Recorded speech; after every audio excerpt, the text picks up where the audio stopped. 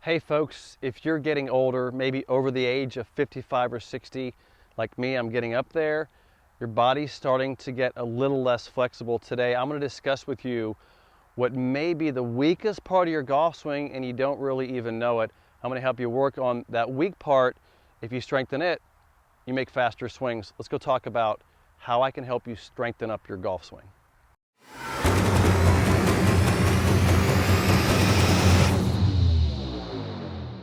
Dexterity, manual dexterity, how the body functions, how it works, and the strengths that you have in the positions of your swing are an important part of you developing yourself as a consistent and better golfer. So what does all this stuff really mean? Well, it means that you can basically stand up and your body is strong enough and capable enough to set up and perform a functional movement. Functional movement meaning the body can move this 1-pound golf club in space in a very consistent way, and it can stabilize that movement throughout. It's a training process, right? We know we have to practice this game.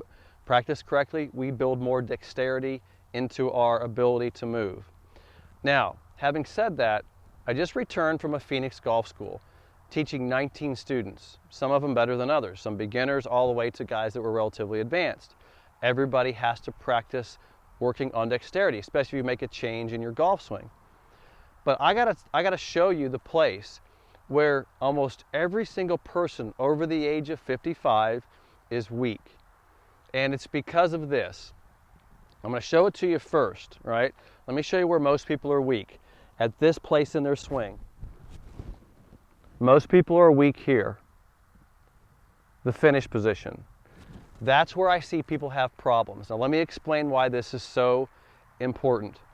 If your body is not functionally capable of going into this position, right, which is pelvis rotation, pelvis stability, torso separation and rotation, and a full bend and side bend, if your body cannot get in that position, then what do you think happens when you try to swing quickly to the finish, right? So you set up, you might have a great backswing, right?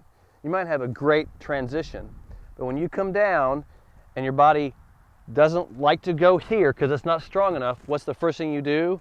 You bail out. You lean back, you straighten the leg, you release early. I've seen 10, 12, 14 different ways of bailing out coming down to the golf ball. And so what you do, and what other instructors will tell you, is, well, you got to work on getting to your lead side, which you do. I mean, you got to work on getting to your lead side, but your body functionally isn't strong there. So what happens is you go, oh, well, nope, can't do that, and you bail out again, and you can't get there. So we have to work on this side of the golf swing. Now let me give you a quick analogy to tell you what's going on here. I call this, right over here on this side of the swing, I call this the braking system. Why do I call it the braking system? Because this part of your body is putting on the brakes. And then when you get to here, believe it or not, this is putting on the brakes. And then what happens is the club releases. So this is where you get speed. You can hear it, right? Hear that speed? Because my body is stopping and accelerating. So this part of my body is braking so that this can rotate through, okay? Speed, right? Now, if the brakes of the car you're driving, so you have a car, and I can swing, let's say I can swing 100 miles an hour, and I got a car that goes 100 miles an hour, but the brakes only stop me at 10 miles an hour, will I ever drive my car 100 miles an hour? And the answer is of course not, because I can't stop, right? So if your body cannot stop, the accelerating car, see my upper body is accelerating, if my brakes don't stop the accelerating car, am I ever going to really accelerate the car? So we have to develop the braking system of your body. This is not new stuff here. This is just stuff that nobody talks about. They try to fix everything over here, and they're not talking about, can you even functionally produce the speed? So here we're going to do it today. I want to work on your brakes, and it's not hard to do. And here's what's funny. Mo said one time, he goes, Todd, he goes, I look sideways. He goes, when I hit a ball, I look sideways. And what he meant was that he was tilted, rotated, and bent, and he's looking sideways after he struck a golf shot. He's looking sideways, right? That's how Mo taught. He was explaining to me his feelings of the body position that he was in when he's striking golf shots.